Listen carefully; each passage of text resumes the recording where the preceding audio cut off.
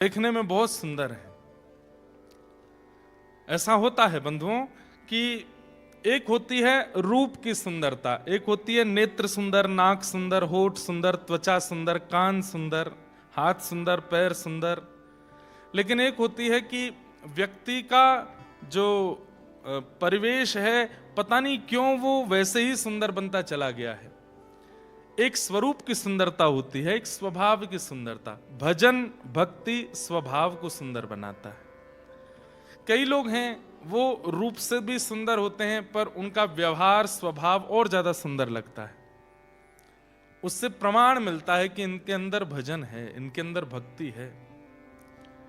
तो नरसिंह मेहता कथा कर रहे थे और कथा करते हुए सब श्रोताओं को बहुत सुंदर उपदेश दे रहे थे। नरसिंह मेहता जी का एक बहुत सुंदर पद है तो वो गुजराती में।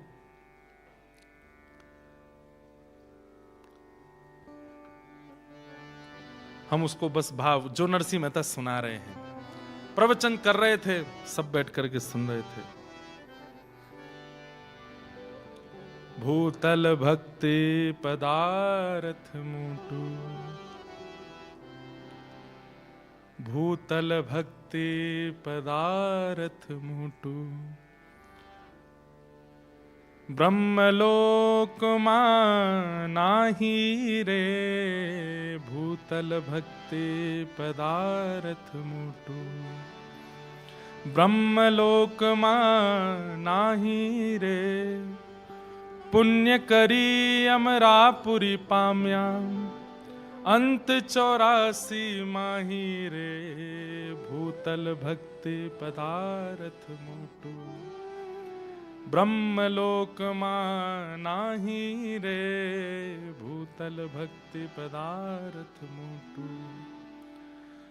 हरि ना जन तो मुक्ति न मागे, हर ना जन तो मुक्ति न मागे, मागे जन्मो जन्म अवतार रे, नित सेवा नित कीर्तन उत्सव, निरखवानंद कुमार रे, भूतल भक्ति पदार्थ मूटू, ब्रह्मलोक नाही रे। जो गुजराती हैं वो तो समझ रहे हैं। इस भूतल पर एक बहुत सुंदर अवसर के रूप में हमें भक्ति मिली है, जो कि ब्रह्मलोक में भी प्राप्त नहीं होती, ब्रह्मा को भी दुर्लभ है। इस भक्ति को जीवन में आश्रय दो, नरसिंह मेहता ऐसा समझा रहे हैं। हरि ना जन तो मुक्ति ना मांगे, हरि के जन मुक्ति की कामना नहीं करते हैं। वो क्या मांगते हैं? मांगे जन्मों जन्म अवतार रे, कि हम बार बार जन्म लें।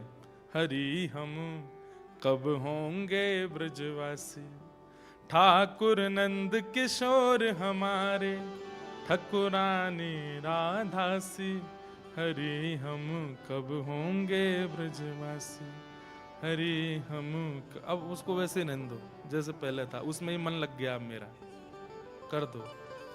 हमारे संघ के साथी सब इतने अच्छे हैं, 1 घंटा पहले आते, लेकिन ये नहीं देखते व्यास जी को कष्ट काय में हो सकता है। बीच कथा में सब क्रिया करेंगे। जय हो, धन्य है आप। कथा के बीच में हमारा धारा प्रवाह रुक जाता है। बस बड़ी मुश्किल से तो गुजराती समझा रहे हैं हम। नित्य सेवा नित्य कीर्तन उत्सव, निरखवानंद कुमार रे, भूतल भक्ति पदार्थ मोटू। भक्त क्या मांगते हैं? नित्य सेवा। हमारे एक जीजा जी अनुराग गोस्वामी, वो श्री राधारमण जी के सेवायत गोस्वामी हैं। 3 बहन है, तो सबसे बड़ी वाली बहन जो है वो राधारमण जी में उनका ब्याह हुआ। तो एक दिन हमारे जीजा जी हमारे पास बैठे और हमसे बोले, अगर आप कहते हैं कथा में कि पुनर्जन्म की इच्छा नहीं होनी चाहिए या पुनर्जन्म ना हो, ऐसे कर्म करके जाओ, पर मैं तो चाहता हूं मेरा पुनर्जन्म हो राधारमण घेरे में, और मैं फिर से राधारमण जी का गोस्वामी बन के आऊं, ऐसी इच्छा मेरी है। मैंने कहा देखो, ये जन्म नहीं है, ये तो अवतार है। ये जन्म नहीं है। जन्म उनका है जो खाने पीने सोने उठने बैठने और आनंद करने के लिए संसार में आए, भोग भोगने के लिए, वो जन्म है। पर जो केवल हरि भजन हरि सेवा करने के लिए आए वो तो अवतारी है, वो भजन वो जन्म थोड़े ही है।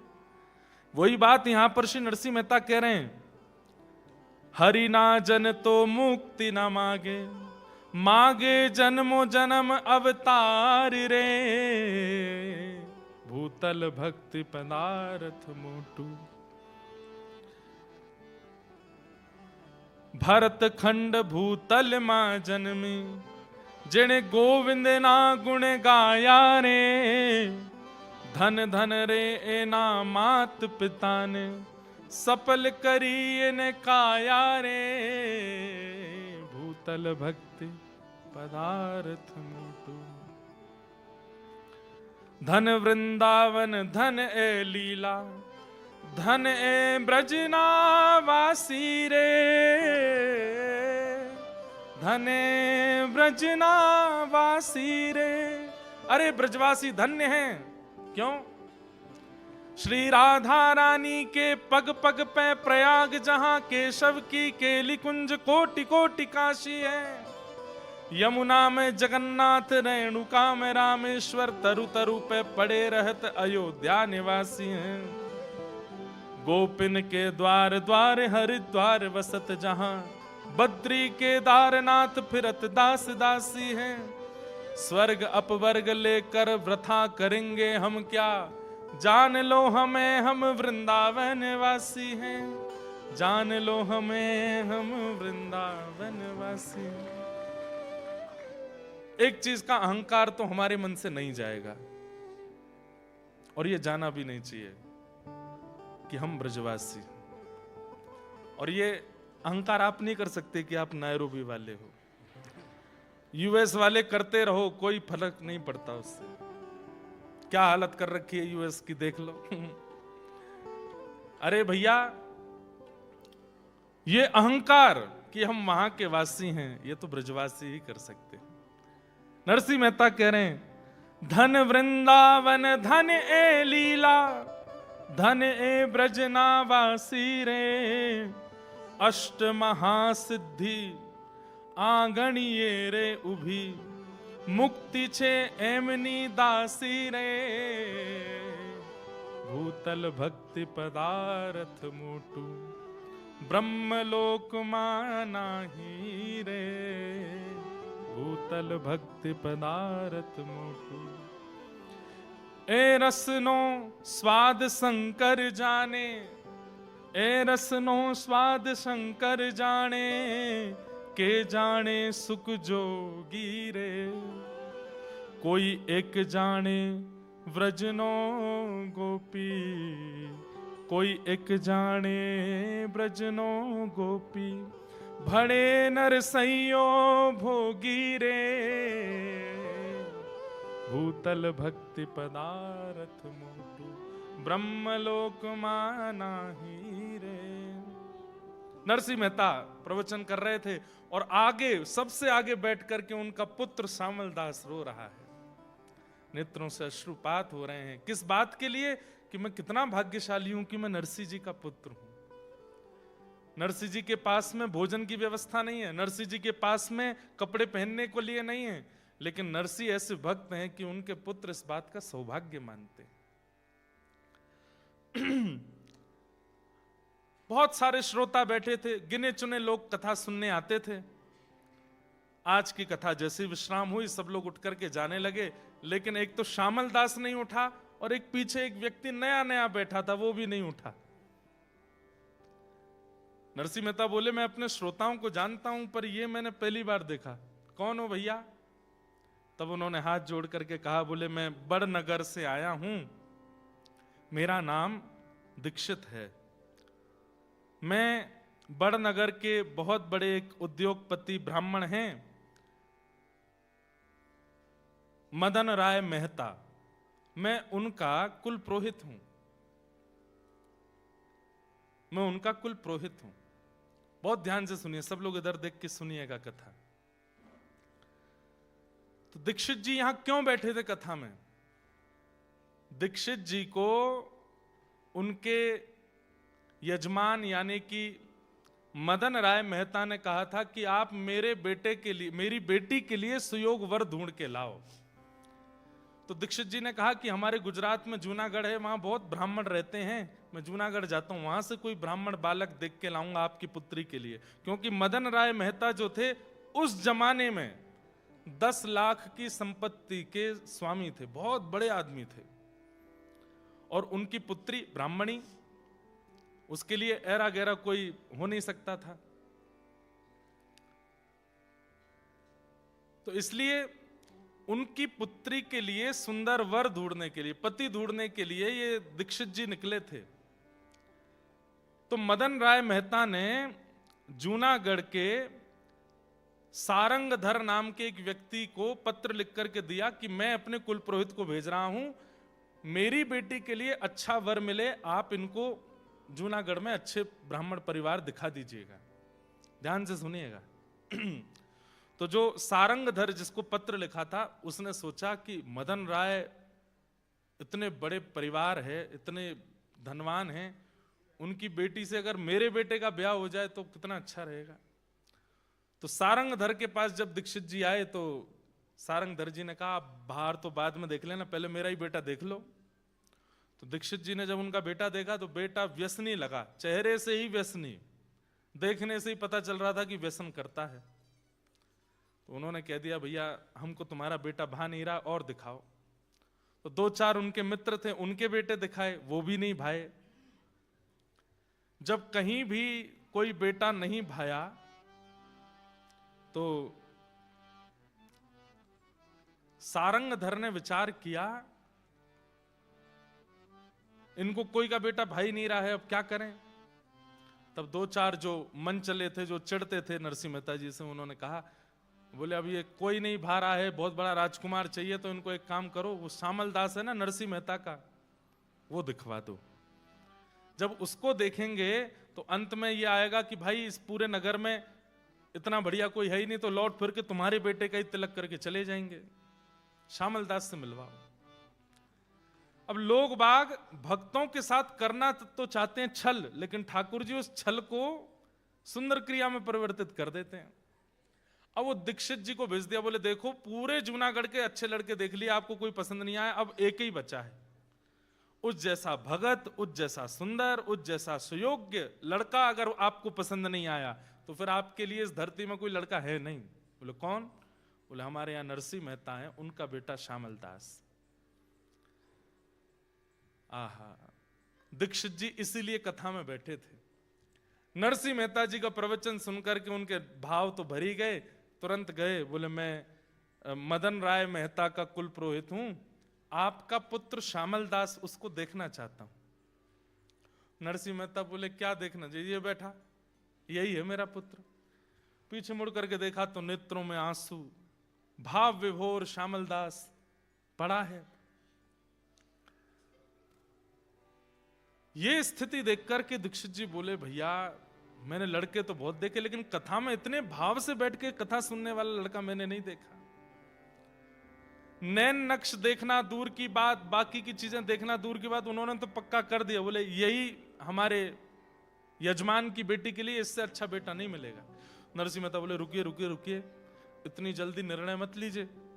शास्त्र आज्ञा करते हैं कि पुत्री के लिए वर देखने में 4 चीजों का ध्यान रखना चाहिए। पुत्री के लिए वर देखने में 4 चीजों का ध्यान। सबसे पहला कुल, कुल कैसा है। दूसरा देखना चाहिए शीलवान है कि नहीं, कहीं बहुत ज्यादा आडंबर वाले तो नहीं है, कहीं बहुत ज्यादा पाखंडी तो नहीं है, क्रोधी तो नहीं है, शीलवान होने चाहिए। और तीसरा होता है रूप, लड़का सुंदर होना चाहिए। अपनी पुत्री को हम ऐसी किसी को नहीं दे देंगे, उसका रूप सुंदर होना चाहिए। और अंतिम होता है धन, हमसे थोड़े धनवान ज्यादा होने चाहिए, वहीं अपनी पुत्री को भेजेंगे हम। पुत्री का विवाह सदैव अपने से उच्च खानदान में ही करना चाहिए, यह नियम है। पिता को इस धर्म का पालन करना चाहिए। नरसिंह मेहता ये बात दीक्षित जी से कह रहे हैं। कि महाराज कुल, शील, रूप, धन ये सब देखना चाहिए। धन तो मेरे पास है नहीं। कुल मेरे पास कैसा है कि ब्राह्मणों ने मुझे नागर वंश से निकाल दिया, भैया ने मुझे घर से निकाल दिया। कुल भी मेरे पास नहीं है। रूप, अब रूप तो जैसा है बस चंदन फोटा लगाते हैं ऐसा ही रूप है। बचा कुचा एक शील ही है हमारे पास, और कुछ नहीं है। दीक्षित जी बोले बस वही चाहिए और कुछ नहीं चाहिए, शीलता ही चाहिए। तुरंत नारियल निकाल करके श्यामल दास की गोद में रख दिया, तिलक कर दिया। बोले रोका हो गया तुम्हारे बेटे का। नरसिंह मेहता बोले मदन राय मेहता बहुत बड़े आदमी हैं, मैं उनके बिल्कुल पांव की धूमन भी नहीं हूं, मैं कैसे करूंगा ये सब। बोले करना तुमको थोड़ी, तुम तो बस बारात लेके आना, करेंगे तो मदन राय मेहता करेंगे सब। नरसिंह मेहता बोले देख लो भैया और थोड़ा जांच कर लीजिएगा आप, ठीक है। अब यहां दीक्षित जी जैसे निकल के आए तो वो नगर के लोगों ने कहा क्यों, कैसी रही, देखा श्यामल दास, हम तो आपसे पहले ही कह रहे थे पसंद नहीं आएगा, ये हमारा ही बेटा ठीक है, इसका तिलक कर दो। बोले तिलक उसका तो मैं करे आया। श्यामल दास बहुत बढ़िया लगा, उसकी गोद में मैं नारियल भी रखे आया, तिलक भी करे आया।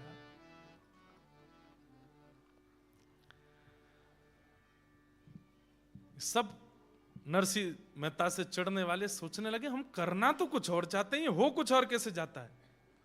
अभी नरसिंह मेहता के बेटे श्यामल दास का ब्याह वो मदन राय मेहता की बेटी से होगा। सब लोग बोले अरे मदन राय की बेटी से, अरे नरसिंह बारात भी नहीं लेके जा पाएगा ऐसी, अरे कितना बड़ा आदमी है वो, उसको जब पता चलेगी नरसिंह कैसा आदमी है तो क्या वो कहां अपनी बेटी का ब्याह करेगा। लेकिन उन मन चले लोगों का मन माना नहीं, बोले ये दीक्षित कुल पुरोहित है, इसकी बात मदन राय मेहता काटेगा नहीं, हम क्या करें। तो उन्होंने पत्र लिख दिया, मदन राय मेहता जी हम जूनागढ़ के फलाने फलाने व्यक्ति हैं, आपके कुल पुरोहित ने गलत लड़के का चयन करके तिलक कर दिया है, श्यामल दास तो ऐसा है, उसके पिता ऐसे हैं, ताल कूटा मंजीरा बजाते रहते हैं, पूरे दिन कीर्तन करते हैं, खान पीन का कोई इनका ठिकाना नहीं। आपकी कुल की बेटी ऐसे घर में आवेगी, हम तो जूनागढ़ के निवासी हैं, हमारे यहां के सबसे नीचे घर में आपकी बेटी आवे, ये हमसे देखा नहीं जाएगा। और पता नहीं कैसे वो पत्र दीक्षित जी से पहले पहुंच गया मदन राय मेहता के पास। सुनिएगा सब लोग। अब उसने जैसी पत्र खोल करके देखा तो जूनागढ़ से पत्र आया है, नरसिंह मेहता का पूरा बायोडाटा था उसमें, खाने को कुछ नहीं है, परिवार ने घर से निकाल दिया, नागर ब्राह्मणों ने भी निकाल दिया, घुंघरू पहन करके घूमता है, ताल कूटता रहता है, ऐसे का बेटा श्यामल दास कुछ करता धरता है नहीं, उससे अपनी बेटी का ब्याह कर रहे हो।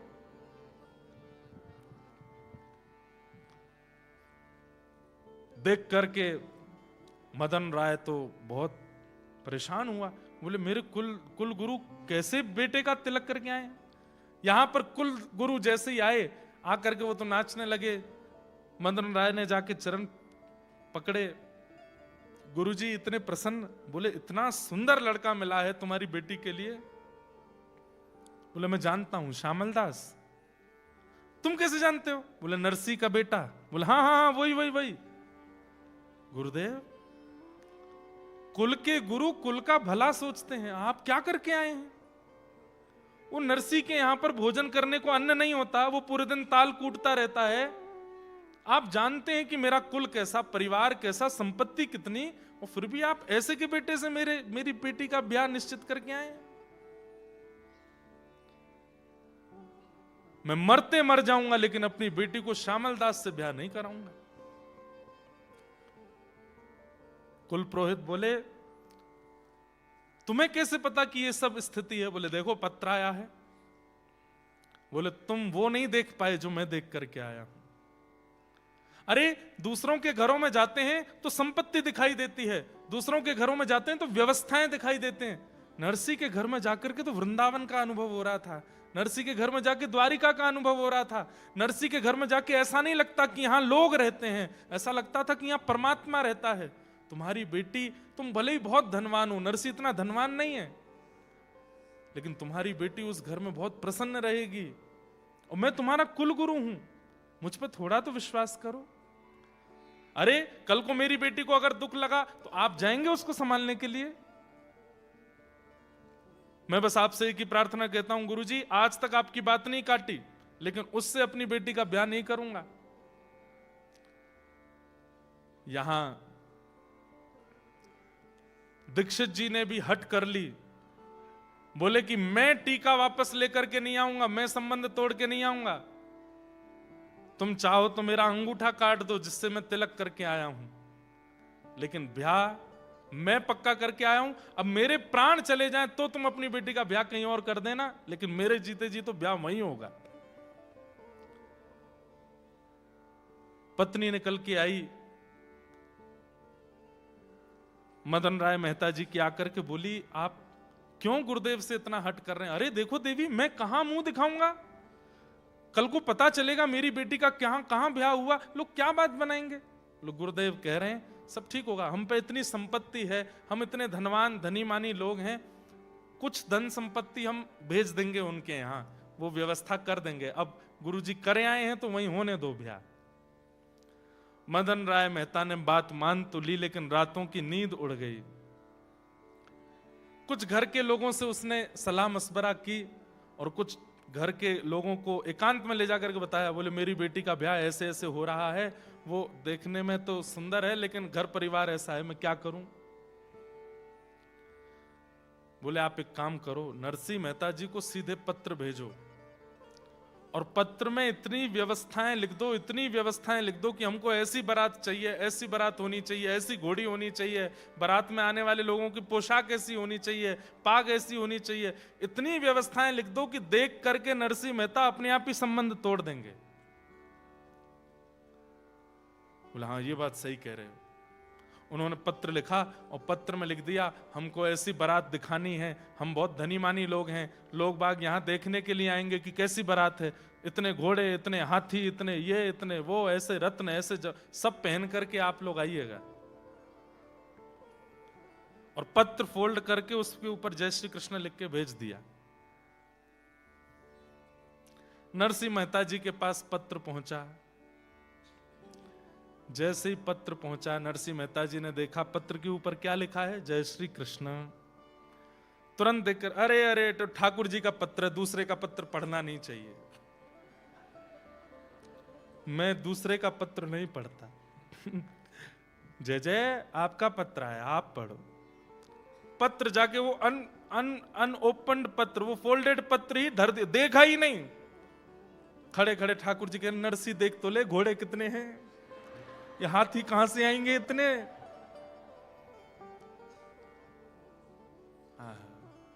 कितना समर्पण है नरसिंह मेहता जी के जीवन में ठाकुर जी के प्रति। धर दिया पत्र ठाकुर जी के चरणों में। कैसे ना माने ठाकुर जी, क्यों ना आवे ठाकुर जी, उसका समर्पण तो देखिए, नरसिंह का भाव तो देखिए। केवल कृष्ण लिखा है पत्र के ऊपर, तो उस पत्र को खोलूंगा नहीं, ठाकुर जी का पत्र है।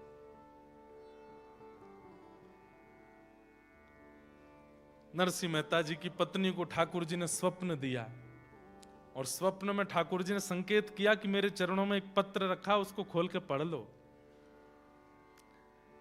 जैसे ही पत्नी ने खोल करके देखा और उसके लिखी हुई सब बातें देखी, वो तो उनका तो बीपी हाई हो गया, श्वास चलने लगी। बोले कैसे होगी इतनी व्यवस्था, आपने पढ़ा क्यों नहीं है, कितने दिन हो गए इस पत्र को आए हुए? बोले महीना भर हो गया। बोले इसमें लिखा है अक्षय तृतीया को बारात लेकर के हमको जाना है और अक्षय तृतीया परसों है, 1 महीना से पत्र धरा विराज रहा है, आपने पढ़ा नहीं। देवी उन्होंने ऊपर नरसिंह क्यों नहीं लिखा, जय श्री कृष्ण लिख के भेजा था, इसलिए मैंने तो ठाकुर जी के चरणों में रखा। अब ठाकुर जी जाने, महीना भर ठाकुर जी ने पत्र रखा है तो ठाकुर जी ने कुछ तो व्यवस्था रखी होगी।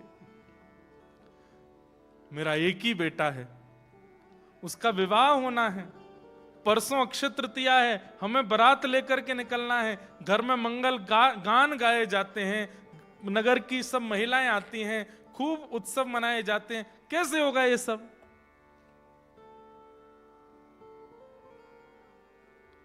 लाज रखो गिरधारी, मोरी लाज रखो गिरधारी, मोरी लाज रखो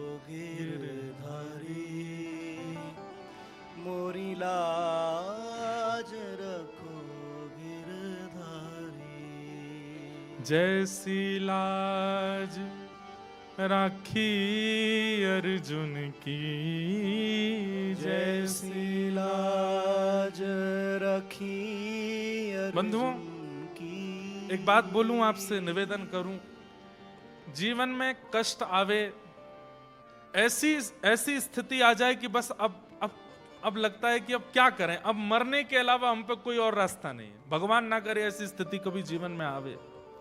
पर एक बात हमारी लिख लीजिएगा, हर व्यक्ति के जीवन में 5 अग्नियां आती हैं। आपका जीवन चाहे जितना बड़ा हो, 80 वर्ष का है, 90 वर्ष का है, 100 वर्ष का है, 5 बार ऐसी परिस्थिति आएगी कि आप टूट जाएंगे। वो पंचअग्नि है। मैं डराने के लिए नहीं बोल रहा हूं, ये हम सबका जीवन ऐसे ही डिजाइन किया है ठाकुर जी ने। 5 बार ऐसी परिस्थिति आती है कि आप बिल्कुल इस स्थिति में आ जाएंगे कि अब हम करें क्या। और एक बात कह दूं, संसारी व्यक्ति जब होता है ना, विषय भोग में लगा है, उसके जीवन में ये 5 परिस्थिति धीरे धीरे आती है। और कई बार 3 आई, उससे पहले उसके प्राण निकल गए, 2 रह जाती हैं, उनको भोगने के लिए उसको फिर जन्म लेना पड़ता है। अगले जन्म में 5 उस जन्म की, 2 पूर्व जन्म की, कितनी हो गई? 7। फिर 7 वो कंप्लीट नहीं कर पाता, 3 होती हैं, फिर प्राण निकल जाते हैं, फिर उसका तीसरा जन्म होता है, तो अगली की 5 और पिछली की 3 हो गई, तो कितनी बची? 4। 5 और 4 9। फिर उसके अगले 9 बार ऐसी परिस्थिति आती कि मृत्यु जैसा हो। 9 तो वो कंप्लीट कर ही नहीं पाता, 3 कंप्लीट करता है, फिर अगला जन्म, फिर वहां पर 6 और 5। हम आप सब लोग ऐसे ही करते आए। हमारा इस जन्म का हिसाब तो कंप्लीट हुआ नहीं, पूर्व का चल रहा था, इस जन्म का और ऐड ऑन कर लिया हमने उसमें। ऐसी परिस्थिति हम सबके जीवन में आती है कि जब बिल्कुल मृत्यु जैसी स्थिति। लेकिन जब व्यक्ति भजन में लग जाता है ना, नाम जप करने लग जाता है, गुरु आश्रित हो जाता है, वृंदावन भजने लगता है, सत्संग करने लगता है, तो ठाकुर जी क्या करते हैं? ठाकुर जी कहते हैं, इसके जीवन की जितनी अग्नियां हैं जल्दी जल्दी सब भेजो, खत्म करवाओ, कोई पेंडिंग मत छोड़ो। चित्रकेतु कहता है अभी तो एक खत्म हुई है, बोले खत्म होती दूसरी भेज, दूसरी खत्म हुई तीसरी भेज, चौथी भेज, जल्दी जल्दी खत्म करवा। इसीलिए कई बार नाम जापकों को ऐसा लगता है भोगी सुखी रहते हैं, हम इतने दुखी रहते हैं, क्यों? ठाकुर जी आपका हिसाब खत्म करवा रहे हैं। इस जन्म का, पूर्व जन्म का, पूर्व का जितना आपका बचा है सब नष्ट करो। इसलिए कई लोग कहते हैं महाराज जी 30 साल 35 साल 40 साल से हम भजन कर रहे हैं, ठाकुर जी का अनुभव क्यों नहीं होता? अभी हिसाब खत्म हो रहा है आपका। जिस दिन वो हिसाब शून्य होगा उसी दिन ठाकुर जी की अनुभूति होनी प्रारंभ। समझ रहे हैं बात को? ये सब बाउंसर जा रही है ऊपर से, समझिए। नरसिंह मेहता जी का एक पड़ाव कष्ट का पूरा नहीं होता कि दूसरा सामने तैयार रहता है। क्यों? ये भक्त है। भक्त के जीवन में ठाकुर जी जल्दी जल्दी कष्ट देकर के सब खत्म करवाते हैं, जल्दी सब निपट लो। आप देखेंगे हमारे वृंदावन में आकर के, मैं नाम नहीं लूंगा, लेकिन अधिकतर महापुरुषों को आप देखेंगे शरीर में कोई रोग है, किन्हीं को शरीर में कोई रोग है, किन्हीं को कोई। मैं तो जितने महापुरुषों से मिला हूं सबके कुछ ना कुछ है। उनका भोजन शुद्ध, उनकी रहनी शुद्ध, उनका नियम शुद्ध, उनका जीवन शुद्ध, सब कुछ शुद्ध, उसके बाद भी उनके शरीर को रोग कैसे हो गया? और व्यसनी जो रात दिन पीते रहते हैं उनको कुछ नहीं हो रहा है, क्यों?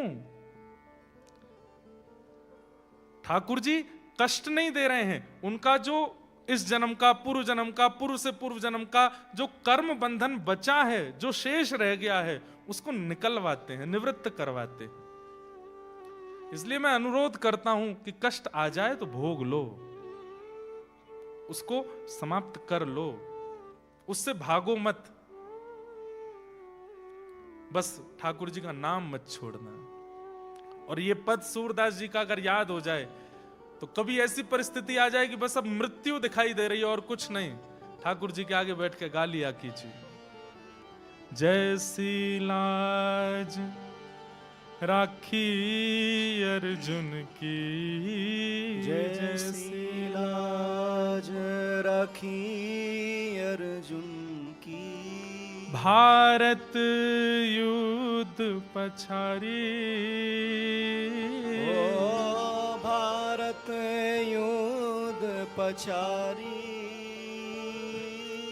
सारथी हो के रथ को हाँ क्यों सारथी हो के रथ को हाँ क्यों। सारथी हो के रथ को हाँ क्यों। सारथी हो के रथ को हाँ क्यों। चक्र सुदर्शन धारी मोरी लाज रखो गिरधारी। मोरी लाज रखो गिरधारी। मोरी लाज सूरदास जी का पद है, मेरे साथ गाइए। जैसी लाज राखी द्रौपदी की जैसी लाज राखी द्रौपदी की। जैसी लाज राखी द्रौपदी की। जैसी लाज राखी द्रौपदी की। होन ना दीन उघारी होन ना दीनी उघारी। खेचत खेचत दो भुज हाके।